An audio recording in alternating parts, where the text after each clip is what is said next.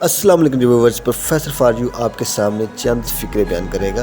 तो शुरू करते हैं आज की वीडियो। कोशिश को अगर हाथी कहा जाए तो नसीब अबाबील की एक कंकरी है। कितनी जबरदस्त बात है कि अगर हम अपनी कोशिश और स्ट्रगल को हाथी के साथ कंपैरिजन करें कि मैं इतनी मेहनत और स्ट्रगल कर रहा हूँ, तो उसके कंपैरिजन में आपके नसीब की अहमियत इतनी ही है जितनी कि अबाबील के मुंह में कंकर। आज भी इस बेजा जमीन में अगर कोई मुर्दा अमानतन दफन किया जाए तो महफूज रहता है। कितनी ज़बरदस्त बात है कि अमानत की कितनी अहमियत है।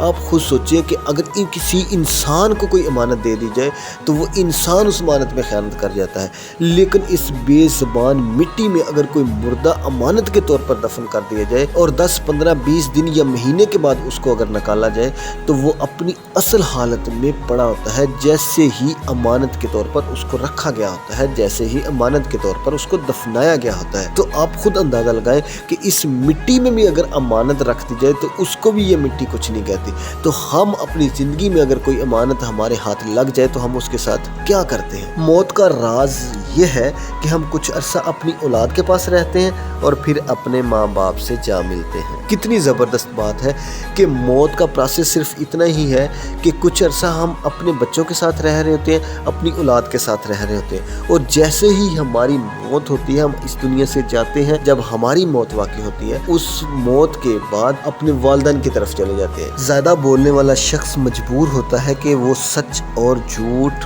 को मिलाकर बोले। ये इतनी ज़बरदस्त बात है क्योंकि जो इंसान बहुत ज़्यादा बोलता है, अगले बंदे को बात ही नहीं करने देता, सांस ही नहीं लेता, रुकता ही नहीं है। आप उसकी गुफ्तगू से अंदाज़ा लगा लें कि वो सच के साथ साथ झूठ भी बोल रहा है, सच के साथ साथ उसने झूठ भी मिलाया हुआ है। तो ये एक पैमाना ही उसको परखने के लिए काफ़ी है कि वो सच बोल रहा है या झूठ। जो बंदा बोलता जाए और दूसरे बंदे की बात ही न सुने। खामोशी दाना का जेवर और अहमक का भरम होता है। बड़ी ज़बरदस्त बात है कि जो दाना होता है, समझदार होता है, वो इंसान खामोशी को अपनी क्वालिटी, अपनी दानाई समझता है कि वो खामोशी को एक बहुत कीमती चीज़ समझता है अपने लिए। लेकिन जो अहमक है वो खामोशी को अपना प्राउड समझता है, फ़ख्र समझता है, वो इस चीज़ के ऊपर भरम करता है। तो यही फ़र्क है इन दोनों में कि जो समझदार होगा वो खामोशी को अल्लाह ताला की नेमत समझेगा, लेकिन जो अहमक होगा वो इस खामोशी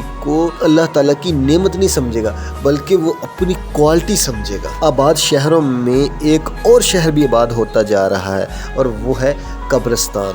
कितनी ज़बरदस्त बात है। जिस तरह शहर आबाद हो रहे हैं, आबादी में इजाफा होता जा रहा है, वहीं पर इस इजाफे के साथ साथ वो शहर भी आबाद होता जा रहा है जिसको शहर खामोशा कहा जाता है, यानी कब्रिस्तान।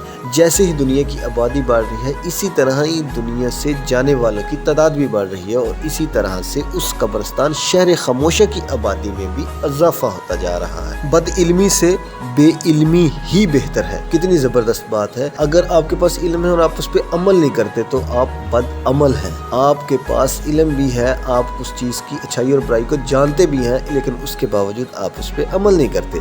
लेकिन बेइल्म जिसको किसी चीज़ का इल्म नहीं है, अगर वो उस चीज़ पे अमल नहीं भी कर रहा तो उसके ऊपर उसका इतना असर नहीं पड़ेगा, और इसके साथ साथ उससे क़यामत के दिन अल्लाह ताला इतनी सख्ती से सवाल भी नहीं करेंगे क्योंकि उसको उस चीज़ का इल्म नहीं था।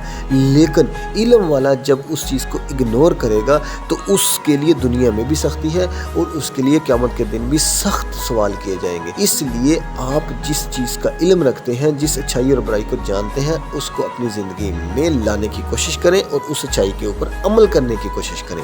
मेरी वीडियो को देखने, प्रोफेसर फारजू चैनल को सब्सक्राइब करने, बेल आइकन को प्रेस करने का बहुत शुक्रिया।